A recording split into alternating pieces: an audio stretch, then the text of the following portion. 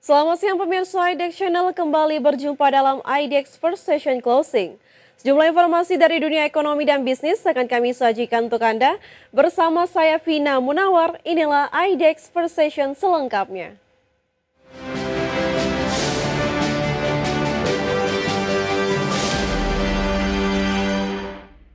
Kita ke informasi pertama pemirsa. Presiden Prabowo Subianto menerima kunjungan Presiden Republik Peru Dina Ercilia Boluarte Zegara di Istana Kepresidenan Jakarta. Kedatangan Presiden Dina Boluarte ini merupakan kunjungan balasan atas lawatan Presiden Prabowo ke Peru pada 14 November 2024 lalu dalam rangka konferensi tingkat tinggi APEC di Lima. Orang nomor satu asal Peru itu memulai rangkaian kunjungan kenegaraannya sebagai bagian dari perayaan 50 tahun hubungan diplomatik antara Indonesia dan Peru. Momen kedatangan Presiden Boluarte diiringi dengan dentuman meriam dan barisan pasukan kehormatan. Prabowo lalu mengajak Presiden Boluarte masuk ke Istana Merdeka Jakarta untuk melakukan foto bersama dan menandatangani buku tamu. Selanjutnya keduanya melanjutkan prosesi kunjungan dengan melakukan pertemuan TAT di ruang kerja untuk membahas penguatan kerjasama di berbagai bidang strategis.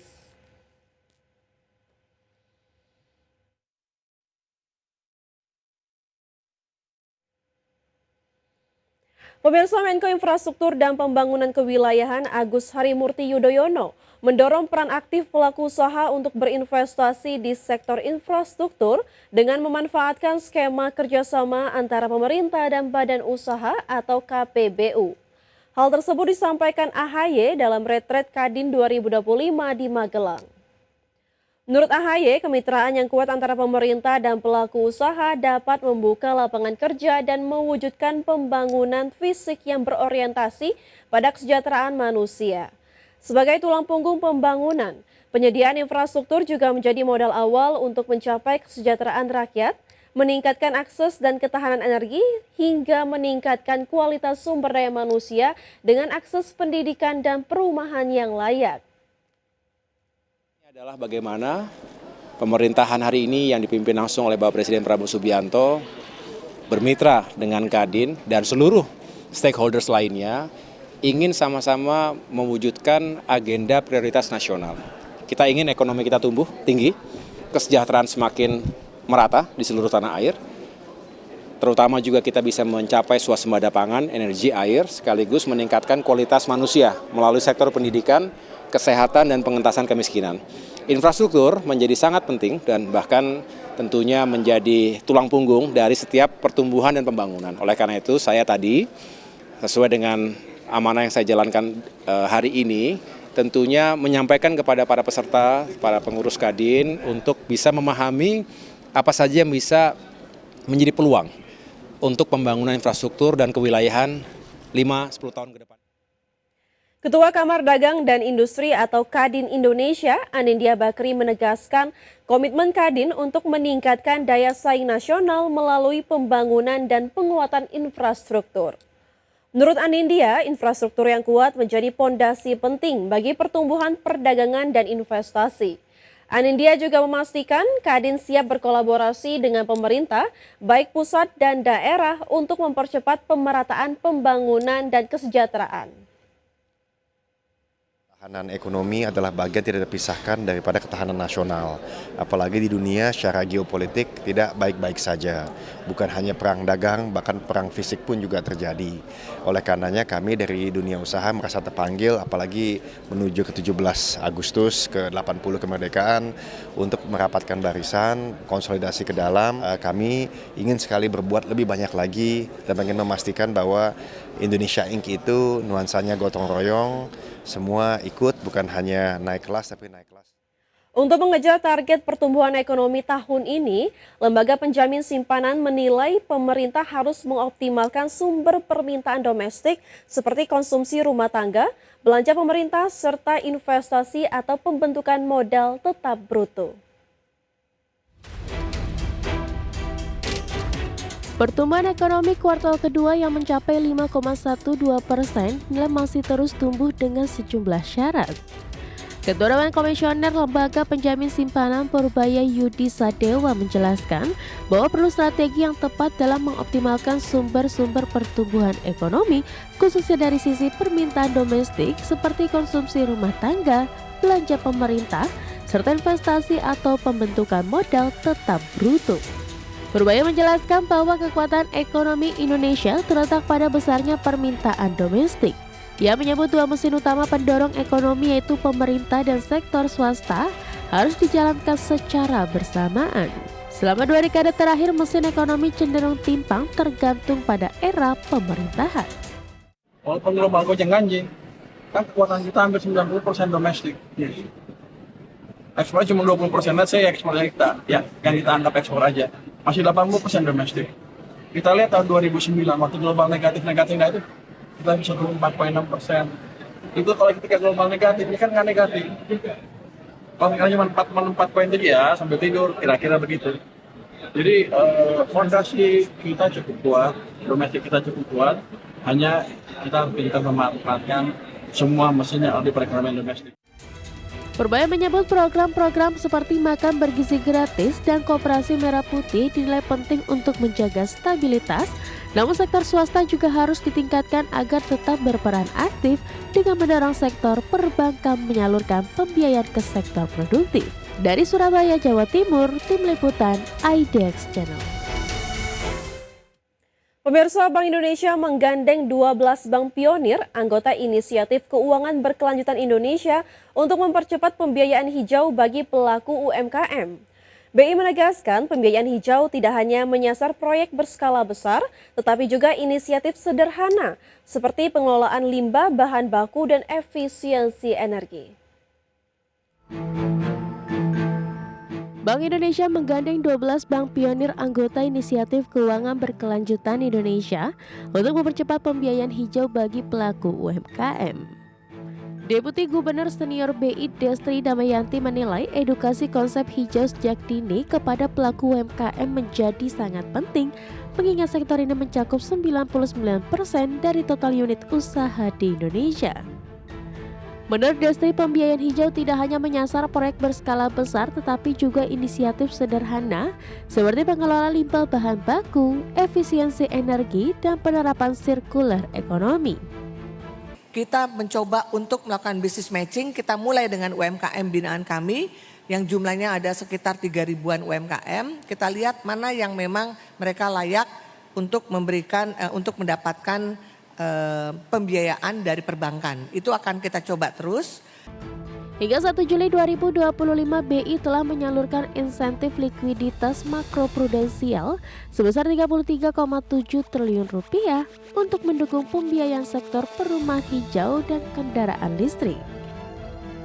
BI juga memperluas dukungan melalui pendampingan bisnis, business matching, dan penguatan pasar keuangan hijau. Salah satunya dilakukan lewat pembelian surat berharga hijau sebagai bagian dari instrumen operasi moneter dan cadangan devisa. Dari Jakarta, Tim Liputan IDX Channel. Pemirsa, kami akan kembali dengan informasi menarik lainnya. Tetaplah bersama kami di IDX First Session Closing.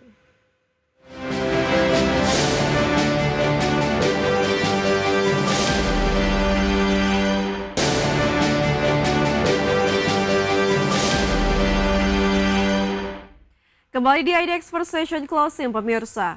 Otoritas Jasa Keuangan bersama pemangku kepentingan terkait menegaskan komitmen untuk memperkuat 3 pilar pengembangan pasar modal Indonesia. Langkah ini diharapkan mendorong pertumbuhan ekonomi yang inklusif dan berkelanjutan.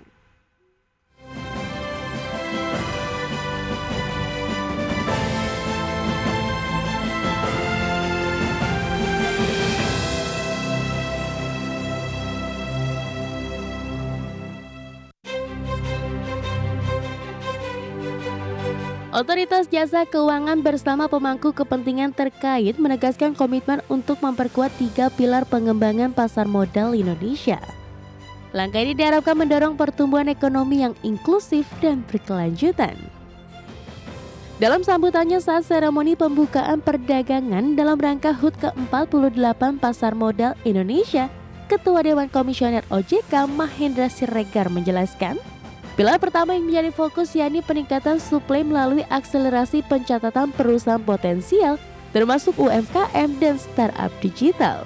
Langkah ini didukung dengan pengembangan instrumen pembiayaan inovatif seperti Green Bonds, sukuk wakaf, dan securities crowdfunding.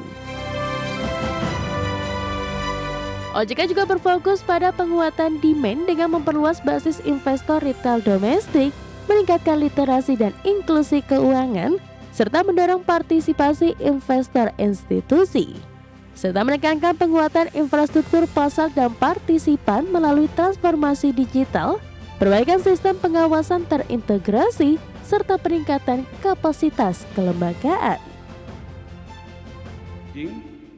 Dalam menjawab arah kebijakan pengembangan pasar, OJK bersama seluruh stakeholders di pasar modal terus memperkuat 3 pilar utama pengembangan pasar modal. Pertama, peningkatan supply. Melalui akselerasi pencatatan perusahaan potensial, termasuk UMKM dan startup digital, serta pengembangan instrumen pembiayaan inovatif seperti Green Bonds, sukuk wakaf, dan securities crowdfunding. Kedua, penguatan demand dengan memperluas basis investor retail domestik, meningkatkan literasi dan inklusi keuangan, serta memperluas partisipasi investor institusi. Ketiga, penguatan infrastruktur pasar dan partisipan melalui transformasi digital, perbaikan sistem pengawasan terintegrasi, dan peningkatan kapasitas kelembagaan. Dan selanjutnya, isu keberlanjutan masih menjadi prioritas pengembangan pasar modal kita. Mahendra meyakini pasar modal Indonesia akan semakin strategis dalam mendukung agenda pembangunan nasional sesuai Astacita 2025 sampai 2029. Dari Jakarta, tim liputan IDX Channel. Seiring 48 tahun diaktifkannya kembali pasar modal Indonesia, Bursa Efek Indonesia terus mencatat kinerja positif. Para pelaku pasar optimistis IHSG dapat menembus level 8.000 tahun ini. Seiring 48 tahun diaktifkannya kembali pasar modal Indonesia, Bursa Efek Indonesia mencatat jumlah investor pasar modal Indonesia menyentuh 17,01 juta single investor identification pada Juli 2025.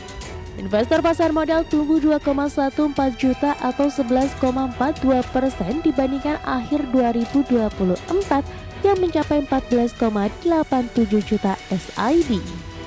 Dari sisi penawaran saham perdana atau IPO pada 2025 ada 22 perusahaan yang mencatatkan saham di Bursa Efek Indonesia dengan dana dihimpun mencapai 10,39 triliun rupiah hingga 8 Agustus 2025.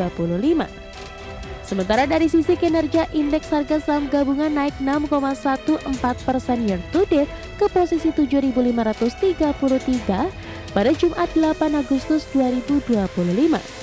Di kawasan ASEAN, kinerja IHSG berada di peringkat 3 di bawah Vietnam dan Singapura, sedangkan di Asia Pasifik, kinerja IHSG berada di peringkat 7.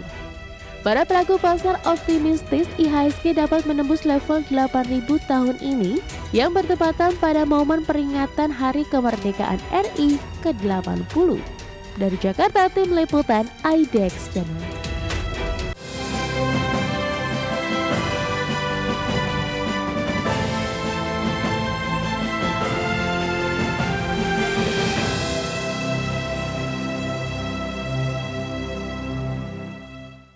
Pemirsa, kita beralih ke informasi emiten.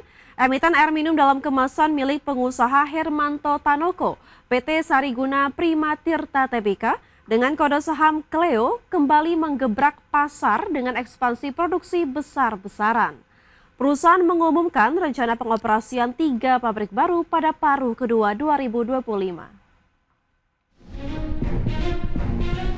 PT Sariguna Prima Tirta Tbk atau emiten dengan kode saham Cleo mengumumkan rencana pengoperasian 3 pabrik baru pada paruh kedua 2025. Lokasi pabrik ini tersebar di Palu, Pekanbaru, dan Pontianak yang dipilih secara strategis untuk memperluas jangkauan distribusi ke berbagai wilayah di luar Pulau Jawa.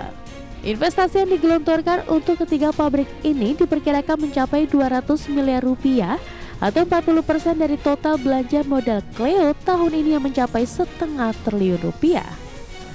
Penambahan fasilitas ini akan meningkatkan total pabrik Cleo menjadi 35 unit dari sebelumnya 32 unit yang sudah beroperasi di berbagai daerah. Adapun sepanjang paruh pertama 2025, Cleo membuka laba bersih yang susut secara tahunan. Perseroan juga menerangkan pada periode Januari hingga Juni 2025, Cleo tengah berfokus untuk melakukan penguatan infrastruktur distribusi di wilayah-wilayah memiliki permintaan yang tinggi. Manajemen Cleo menegaskan langkah ekspansi ini adalah bagian dari strategi jangka panjang untuk memperkuat jaringan produksi dan pasar di seluruh Indonesia. Dengan membangun pabrik lebih dekat dengan pasar tujuan, Cleo berharap dapat menurunkan biaya logistik, meningkatkan kecepatan distribusi, dan mempertahankan kualitas produk sampai ke tangan konsumen. Berbagi sumber, IDX Channel. Sejumlah nasabah hingga mitra kerja J-Trust Bank Indonesia mengapresiasi gelaran J-Trust Bank Golf Tournament 2025 yang diselenggarakan di Bogor, Jawa Barat. Event golf tahunan ini menjadi ajang silaturahmi dan mempererat bisnis, khususnya dukungan J-Trust Bank bagi dunia usaha. J-Trust Golf Tournament 2025 sukses digelar. Para peserta yang terdiri dari nasabah dan mitra kerja yang mayoritas para pelaku usaha nasional ini mengapresiasi J-Trust Golf Tournament 2025 yang merupakan rangkaian untuk memeriahkan ulang tahun Bank J-Trust Indonesia yang ke-10. Corporate Secretary PT Ansaf Inti Resources Ivan Hikmawan mengungkapkan, event J-Trust Golf Tournament 2025 dapat meningkatkan silaturahmi antara sesama pengusaha dan jajaran direksi perusahaan Bank J-Trust Indonesia. Terlebih, pihaknya selama ini terbantu dari Bank J-Trust Indonesia dalam meningkatkan tambahan modal kerja dan investasi di sektor batubara. Pertama-tama kita mengucapkan terima kasih atas undangan dari PT Bank J-Trust terhadap PT Ansaf yang selama ini kita sudah mengikuti event ini sudah 3 kali ya, berulang kali 3 kali. Dan sampai saat ini kita merasakan dukungan yang sangat baik dari Bank J-Trust untuk mendukung usaha kami. Dan event ini sangat baik diadakan setiap tahunnya sehingga menjadi ajang silaturahmi antara sesama pengusaha di Republik kita Indonesia. Sebanyak 110 peserta yang terdiri dari nasabah hingga mitra kerja ikut andil dalam turnamen yang digelar untuk memeriahkan rangkaian Hari Jadi Bank J-Trust Indonesia yang ke-10. Dalam turnamen ini, masing-masing peserta memperebutkan piala bergengsi Best Gross Overall Winner dan Best Net Overall Winner. Dari Bogor, Jawa Barat, Ade Firmansyah, IDX Channel. Pemirsa, kita beralih ke update IHSG sesi pertama hari ini, di mana IHSG pada penutupan sesi pertama hari ini ditutup menguat 0,75% ke level 7.590,18. Adapun IHSG tadi pagi dibuka di level 7.589,46 dan sempat menyentuh titik tertinggi di level 7.630,1. Adapun 350 saham mengalami penguatan, 228 saham mengalami penurunan, dan 220 saham tidak berubah atau stagnan. Adapun pemirsa, dari top gainers atau saham-saham yang mengalami penguatan tertinggi antara lain ada BBCA yang mengalami penguatan 2,41%, DSSA mengalami penguatan 6,97%, Brand mengalami penguatan 7,55% ke level 8.550, dan BBRI mengalami penguatan 2,43% ke level 3.790. Dari sisi top losers pemirsa, ada Koin mengalami pelemahan 2,5%, CDIA mengalami pelemahan 2,22%, Aman mengalami penurunan 4,31% dan Antam mengalami penurunan 3,24%. Sementara dari pergerakan sektoral pemirsa, Transportasi dan logistik mengalami penguatan 2,06%, keuangan mengalami penguatan 1,18%. Sementara teknologi mengalami pelemahan 0,4% dan barang baku sama mengalami pelemahan di 0,16%. Pemirsa, kami akan kembali dengan informasi menarik lainnya. Tetaplah bersama kami di IDX First Session Closing.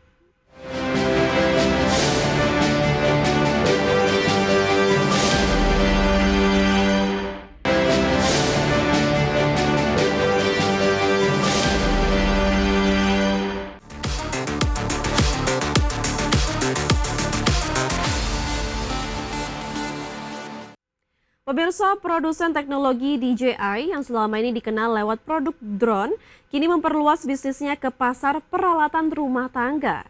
Di bawah merek baru Romo, DJI meluncurkan robot vakum pertama mereka. DJI resmi meluncurkan robot vakum pertama mereka dengan nama Romo. Produk ini merupakan bagian dari ekspansi DJI ke segmen home appliance atau peralatan rumah tangga. Romo tersedia dalam 3 model yaitu Romo P, Romo A, dan Romo S.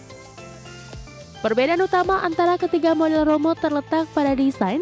Romo P menjadi seri tertinggi dengan desain minimalis modern serta transparan termasuk bodi dan base station yang futuristik.